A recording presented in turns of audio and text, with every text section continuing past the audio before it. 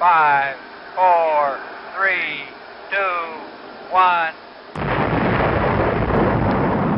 नमस्कार और स्वागत है आपका रक्षा सूत्र में, जहां हम देश की सुरक्षा से जुड़े अनसुने किस्से, प्रेरक कहानियां और अद्भुत उपलब्धियों की गहराई तक जाते हैं। ये है directorate of public relations, ministry of defence की खास पेशकश पॉडकास्ट रक्षा सूत्र।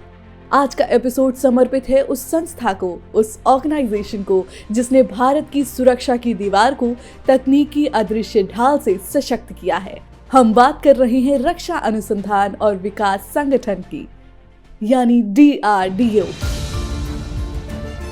साल 2024 DRDO के लिए उपलब्धियों की ऐसी अनगिनत पॉसिबिलिटीज लेकर आया जिसने भारतीय रक्षा क्षेत्र को नई ऊंचाइयों पर पहुंचा दिया। ये साल था जब DRDO ने न केवल स्वदेशी तकनीकों को नए आयाम दिए, बल्कि अंतर्राष्ट्रीय मंच पर भारत की रक्षा शक्ति का परचम भी लहराया। आइए इस यात्रा पर मेरे साथ चलिए और जानिए कि कैसे DRDO ने 2024 में इतिहास रच दिया। 1 जनवरी 2025 को 67th DRDO डे मनाया गया। इस मौके पर रक्षा मंत्री श्री राजनाथ सिंह जी ने वरिष्ठ वैज्ञानिकों और अधिकारियों के साथ बातचीत की। उन्होंने इन बातों पर जोर दिया कि DRDO को तेजी से विकसित हो रहे टेक्नोलॉजिकल इकोसिस्टम के साथ कदम से कदम मिलाकर चलना चाहिए और नीश प्रोडक्ट्स पर काम करते रहना चाहिए। DRDO रक्षा मंत्रालय का अनुसंधान और विकास संगठन है, जिसका उद्देश्य है भारत को अत्याधुनिक स्वदेशी रक्षा तकनीकों से सशक्त बनाना और महत्वपूर्ण रक्षा तकनीकों और प्रणालियों में आत्मनिर्भरता हासिल करना। साथ ही हमारी सशस्त्र सेनाओं को उनकी आवश्यकताओं के अनुसार उन्नत हथियार और उपकरण प्रदान करना। DRDO का गठन 1958 में हुआ, जब भारतीय सेना के technical development establishment, directorate of technical development and production और डिफेंस साइंस ऑर्गेनाइजेशन को मिलाया गया। उस समय DRDO एक छोटी संस्था थी जिसमें केवल 10 लैब्स थी। आज DRDO के पास 41 लैब्स और 5 यंग साइंटिस्ट लैब्स हैं। और DRDO डे की इस खास मौके पर हमारे साथ हैं doctor Sameer V Kamat, secretary, department of defence research and development and chairman DRDO। Sir, स्वागत है आपका। धन्यवाद। सर, 2024 में नई मिसाइल प्रणाली के सफल परीक्षण की बहुत चर्चा रही। हमारे लिसनर्स को बताएं कि क्या क्या मेजर अकम्प्लिशमेंट्स रहे DRDO के। लास्ट ईयर हमारे लिए बहुत अच्छा रहा। मेजर अचीवमेंट मैं कहूँ तो DRDO डेवलप प्रोडक्ट्स को DAC और DPB ने 1,10,000 करोड़ वर्थ के ऑर्डर्स प्लेस होंगे। उसके अलावा हमारा फर्स्ट हाइपरसोनिक ग्लाइड मिसाइल का परीक्षण हुआ। ये long range anti ship missile कहते हैं उनको, और ये हाइपरसोनिक ग्लाइड मिसाइल टेक्नोलॉजी बहुत कम देशों के पास है, और ये बहुत ही प्राउड मोमेंट है DRDO के लिए कि हम लोगों ने फर्स्ट टेस्ट इसका सक्सेसफुली डेमोन्स्ट्रेट किया। पिछले साल हम लोगों ने MIRV टेक्नोलॉजी का भी डेमोन्स्ट्रेशन दिखाया। हमारे लॉन्ग रेंज बैलिस्टिक मिसाइल पे हम लोगों ने MIRV का कैपेबिलिटी प्रूव किया। उसके अलावा हमारा ये जो 5th जनरेशन स्टेल्थ एयरक्राफ्ट है, उसका सैंक्शन हमको गवर्नमेंट ने दिया और उस पे जोरों से काम शुरू है। फिर हमारी जो इंडिजिनस न्यूक्लियर सबमरीन का इंडक्शन इंडियन नेवी में हुआ, वो भी एक बहुत प्राउड मोमेंट है हमारे लिए। ऐसे बहुत से डेवलपमेंट्स हुए जो इंडिया के आत्मनिर्भरता के लिए बहुत इम्पॉर्टेंट स्टेप्स रहेंगे आगे जाके। अगला साल मैं कहूँगा ये बहुत ही अच्छा रहा DRDO। जी सर, ग्लोबल सिनारियो देखें तो कई जगह कॉन्फ्लिक्ट्स जारी हैं और टेक्नोलॉजी के क्षेत्र में डिस्ट्रप्टिव टेक्नोलॉजी का जिस तरीके से उदय हुआ है, हम कह सकते हैं कि भविष्य की लड़ाई या युद्ध टेक्नोलॉजी को फोरफ्रंट पर रखकर लड़े जाएंगे, और इसकी झलक हमें ग्लोबल कॉन्फ्लिक्ट्स में साफ दिख रही है। कहना चाहेंगे DRDO के नेतृत्वकर्ता होने के नाते कैसे देखते हैं आप इस परिस्थिति को, और इस दिशा में DRDO किस तरीके से आगे बढ़ रहा है। हाँ, तो ये आपने सही कहा, disruptive technologies are playing a very significant role in the warfare. तो हम ये सारी डिसरप्टिव टेक्नोलॉजीज पे भी काम कर रहे हैं। हम cyber, space, drones, anti drone system, directed energy weapons, ये जो नए जो वॉरफेयर के इमर्जिंग ट्रेंड्स हैं, उस सारे एरियाज पे हम काम कर रहे हैं। हम एकेडमिया के साथ काम कर रहे हैं, हम इंडस्ट्री के साथ काम कर रहे हैं, और मुझे पूरी उम्मीद है कि coming years we will be able to deliver systems to our services which will give them the decisive edge. जी, और इमर्जिंग टेक्नोलॉजीज जैसे आर्टिफिशियल इंटेलिजेंस या मशीन लर्निंग, इस दिशा में क्या कदम उठाए जा रहे हैं?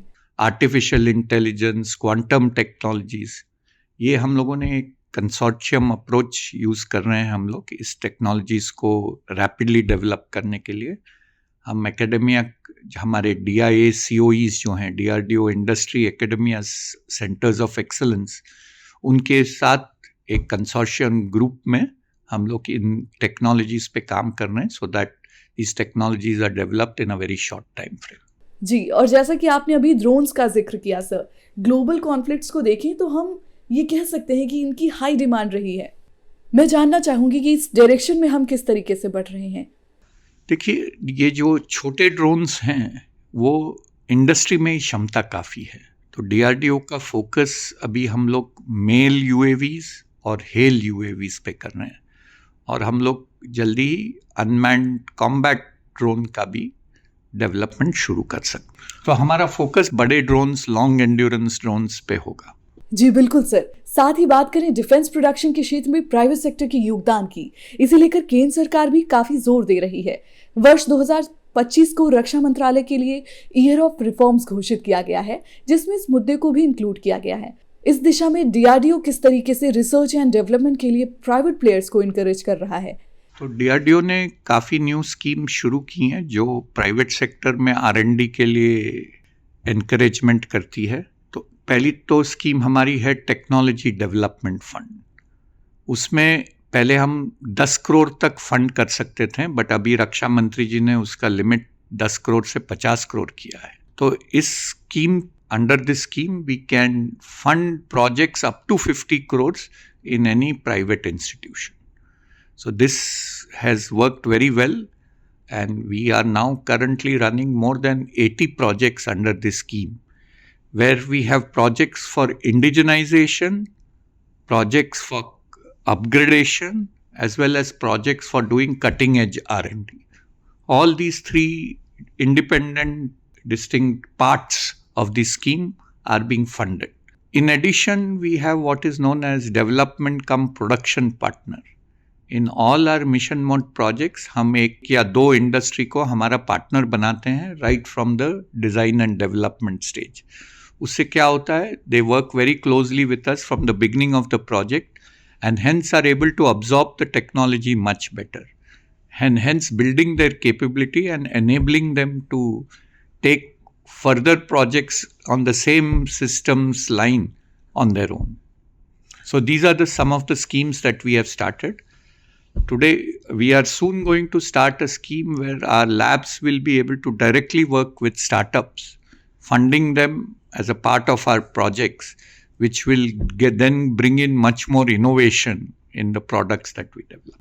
जी सर, और बात करें देश के होनहार रक्षा वैज्ञानिकों की जो DRDO में काम करते हैं, उनकी कैपेसिटी बिल्डिंग के लिए DRDO ने क्या कदम उठाए हैं? We have a variety of training programs. We have what is known as induction training, then we have a mid-career training, and then we have, when they reach a senior level training, and then we also train them once they assume roles such as directors and DGs. In addition, we are now looking at tying up with, foreign universities, foreign institutions where we can send our people for training. And hopefully in this coming year, we will be able to send a significant number of scientists abroad to build their capacity, build their capabilities. जी sir, advance होती technology के साथ ही आज की युवा प्रतिभाओं को भी सही राह दिखा रहा है DRDO।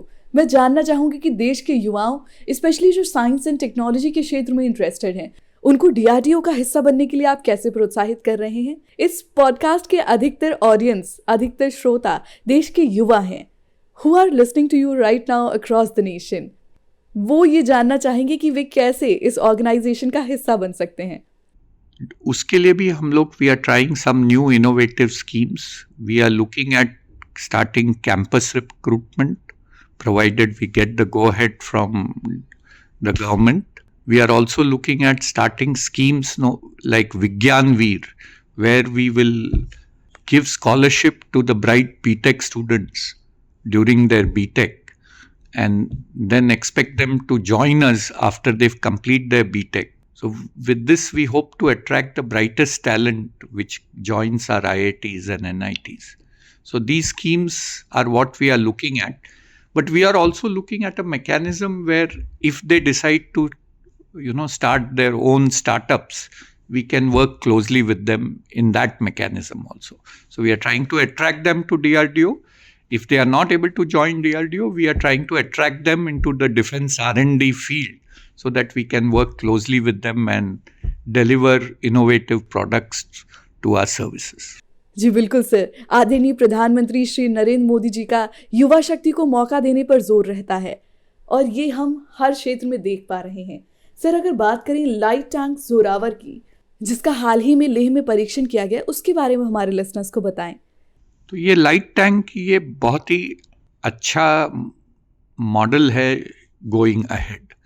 ये हमने लार्सन एंड टूब्रो के साथ 2-2.5 साल पहले चालू किया और we could make the first prototype within 2 years. और लास्ट 6 महीने से इसका परीक्षण चल रहा है जो उसको डेवलपमेंट ट्रायल्स कहते हैं और ये डेवलपमेंट ट्रायल्स भी बहुत अच्छी तरह से हुए हैं.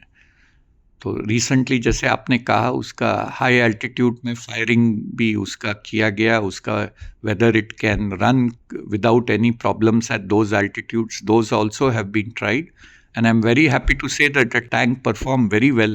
We are planning to complete our development trials in the next 3-4 months. We are also getting a second prototype ready and we will offer the tank to the user for the user trial starting July.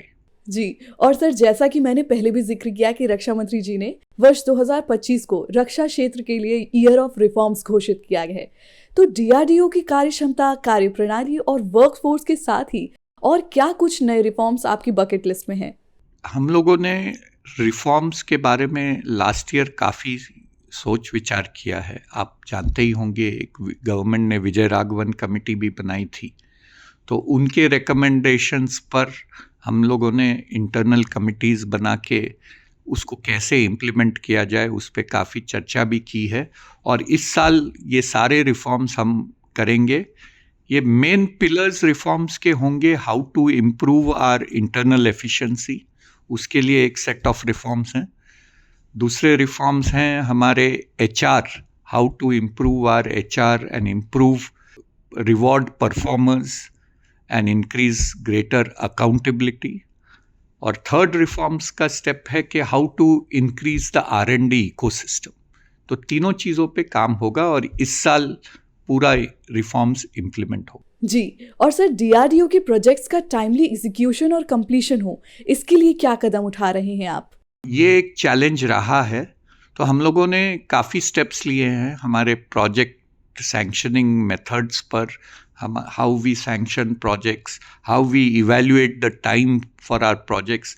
हम लोगों ने एक external committee बनाई थी, एक consultant को hire किया था to find out why DRDO projects get delayed. उनके जो भी सजेशंस आए हैं हम लोगों ने हमारे प्रोजेक्ट फॉर्मुलेशन और मैनेजमेंट डॉक्यूमेंट में इंट्रोड्यूस किए हैं और going ahead I am very confident that we can minimise this delay. और भविष्य की बात करें तो आने वाले समय में what are the goals of DRDO? We are going to set targets for every cluster, for every lab, and these targets will be monitored closely throughout the year. And I am 100% confident that going ahead, DRDO will live up to the expectations of the nation and deliver to our service. जी sir, Raksha Sutra podcast के इस आखिरी पड़ाव में पहुंच चुके हैं हम, और इस प्लेटफॉर्म के माध्यम से आप हमारे लिसनर्स को क्या संदेश देना चाहेंगे? मैं रक्षा सूत्र पॉडकास्ट के लिसनर्स को कहना चाहता हूं, तो प्रधानमंत्री जी ने पूरे देश को एक विजन रखा है विकसित भारत बनने का, टेक्नोलॉजी लीडर बनने का, आत्मनिर्भर बनने का. मुझे पूरी उम्मीद है कि जैसा माहौल अभी देश में पैदा हो रहा है, एस्पेशली इन डिफेंस सेक्टर, अगले 10-15 साल में हम लोग प्रधानमंत्री का जो विजन है उसको एकम्प्लिश करेंगे। आगे जाकर डिफेंस क्षेत्र में कंट्री आत्मनिर्भर बनेगी, कंट्री टेक्नोलॉजी लीडर बनेगी और जो डेवलपमेंट होगा वो खाली इंडिया के लिए नहीं, हम लोग एक एक्सपोर्ट में भी लीडरशिप अचीव करेंगे। जी, बहुत बहुत शुक्रिया सर हमसे बात करने के लिए और डिफेंस सेक्टर में डीआरडीओ किस तरीके से भारत को सशक्त बना रहा है उसके बारे में विस्तार से बताने के लिए। Thank you. तो दोस्तों, defence research and development organisation ने न केवल हमारी सुरक्षा बल्कि इनोवेशन और सेल्फ रिलायंस की परिभाषा भी बदल दी है। गर्व कीजिए उस शक्ति पर जिसने 2024 को उपलब्धियों का साल बना दिया। अच्छा सुनिए, आज के इस एपिसोड का आपको सबसे इंटरेस्टिंग पार्ट कौन सा लगा, हमें कमेंट करके जरूर बताएं। और आने वाले गणतंत्र दिवस से जुड़ी हर जानकारी के लिए हमारे सभी सोशल मीडिया प्लेटफॉर्म्स को जरूर फॉलो करें। सभी के लिंक्स के लिए डिस्क्रिप्शन बॉक्स चेक करें। मैं अगले एपिसोड में आपसे फिर से मिलूंगी। धन्यवाद। जय हिंद।